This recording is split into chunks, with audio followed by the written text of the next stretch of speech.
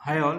तो इस वीडियो में हम लोग देखते हैं कि स्ट्रेटजी डिजाइन पैटर्न होता क्या है। ठीक है, आप ऐसे समझिए कि मान लीजिए कोई इंटरफेस है, ठीक, और उसके बहुत सारे इम्प्लीमेंटेशन है। ठीक है, तो ऐसा हो सकता है ना कि बहुत सारे इम्प्लीमेंटेशन में जो आपकी लॉजिक हो कोड की वो सेम हो। ठीक है, जैसे उसको एक एग्जांपल समझते हैं। मान लीजिए बाइक है, उसका एक मेथड है कंपनी डिटेल। तो ऐसा हो सकता है ना कि बहुत सारे बाइक सेम कंपनी की हो, जैसे स्प्लेंडर है, ग्लैमर है, एग्जाम्पल लिए।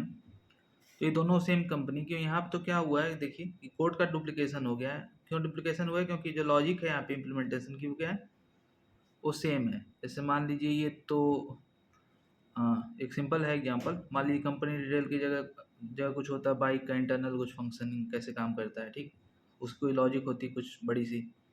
तो रियल वर्ल्ड में मान लीजिए आप किसी स्टार्टअप या किसी कंपनी में इसमें काम करते हैं, तो अगर ऐसा कोड लिखेंगे तो दिक्कत क्या होगी कि अगर कुछ चेंज करना है तो आपको यहाँ पे भी चेंज करना पड़ेगा, सेम चेंज यहाँ पे करना पड़ेगा। अगर ये एंड मान लीजिए 10 जगह यही सेम चीज़ है, सेम लॉजिक, तो आपको 10 जगह चेंज करना पड़ेगा, फिर 10 जगह की टेस्टिंग करनी पड़ेगी ना।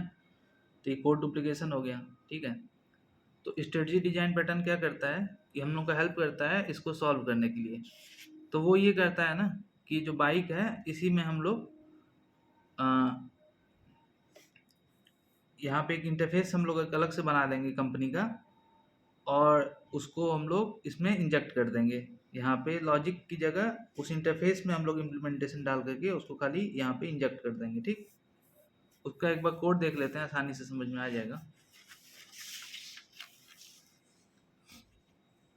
जैसे ये है कोड कि आपका एक बाइक क्लास ले लेंगे यहाँ पे, और उसमें ये कंपनी इंटरफेस यूज कर लेंगे। ठीक है, और यहाँ पे इसको ये तो पता नहीं रहेगा कि कौन सी कंपनी है।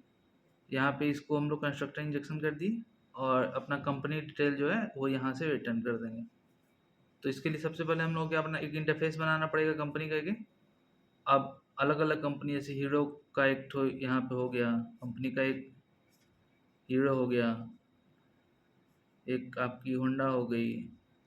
ठीक है, ये आप इसको कौन सा करते हैं, इसको कहते हैं ईजे रिलेशन। ठीक है, ये सब इसके क्लास हो गए। ठीक, अब यहाँ पे इसका डिटेल हो गया।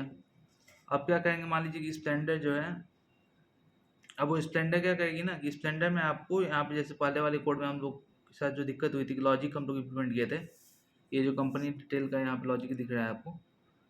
ठीक, अब कंपनी डिटेल के लॉजिक को हम लोग यहाँ पे इसके कंस्ट्रक्टर में बस डाल देंगे इसके क्लास का इंस्टेंस। ठीक, यहाँ पे भी ग्लैमर में भी। ठीक है, तो अब इससे क्या हो गया कि जो अपना जो हीरो का कोड है, same code hero detail, hero की बाइक का, वो यहाँ पे लॉजिक हम लोग अलग अलग जगह, जैसे यहाँ पे this is hero company, this is hero company करने के बजाय सेम ही चीज़ को हम लोग दो तीन जगह जितना जगह है रीयूज कर सकते हैं। ठीक, तो मान लीजिए कि यहाँ पे इस डिटेल की जगह कुछ होता है इंटरनल फंक्शन, तो आपको दो जगह कुछ चेंज, मान लीजिए यहाँ पे मान लीजिए कि is hero company, this bike is of A hero company. ठीक है, मान लीजिए हीरो का नाम इन फ्यूचर चेंज हो गया, सुपर हीरो हो गया, तो आपको खाली एक ही जगह जाकर के इसको सुपर हीरो करना होगा, ये नहीं कि आपको कई जगह करना पड़ेगा। ठीक है, तो स्ट्रेटजी डिज़ाइन पैटर्न बस इतना ही था, सिंपल है।